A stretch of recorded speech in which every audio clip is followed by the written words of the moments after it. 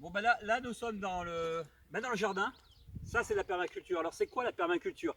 Oh il y a des livres énormes sur la permaculture. On raconte tout et n'importe quoi. La permaculture c'est juste une chose. Vous redonnez à la terre ce qu'elle vous a donné. Stop. Et puis ça suffit. Quand vous avez compris cette philosophie de redonner à la terre ce qu'elle vous a donné, vous êtes des pros de la permaculture. Donc là on a un exemple de permaculture. Donc là il n'y a pas de labour. C'est-à-dire que le problème c'est que quand vous labourez la terre, ça je sais, ça fait 30-40 ans qu'on le fait de labourer la terre. Vous fractionnez, c'est-à-dire que le problème c'est que vous fractionnez la terre et du fait quand il va pleuvoir, l'eau va ruisseler beaucoup plus rapidement. Donc ça va absorber, la terre va être beaucoup plus absorbée, enfin l'eau va être beaucoup plus absorbée. Donc le but c'est que l'eau elle reste. Hein. Et là nous sommes vraiment dans un système de permaculture où tout se marie.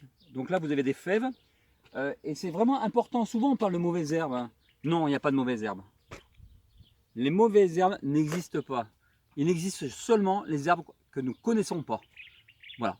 Souvent on dit ah c'est une mauvaise herbe. Tu la connais? Non, non c'est pas une mauvaise herbe. Et là c'est très important parce que chaque herbe, chaque plante est en osmose avec l'autre plante. C'est-à-dire qu'il y en a une qui va créer un peu de l'ombre. Parce qu'il faut savoir que toutes les plantes n'aiment pas le soleil direct. Hein.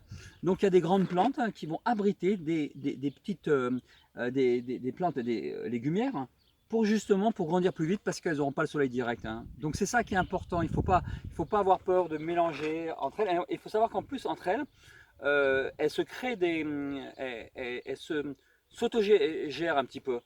C'est-à-dire que c'est vraiment de l'osmose. Hein. Vous voyez, c'est ça. Donc là, on a un projet de permaculture, c'est absolument fabuleux. De plus, il a beaucoup plus sur Marrakech, hein, beaucoup plus sur le Maroc. Et d'ailleurs, ça c'est vraiment très, très impressionnant. Résultat, la terre est amillée d'eau et regardez comme c'est beau. C'est magnifique. Hein.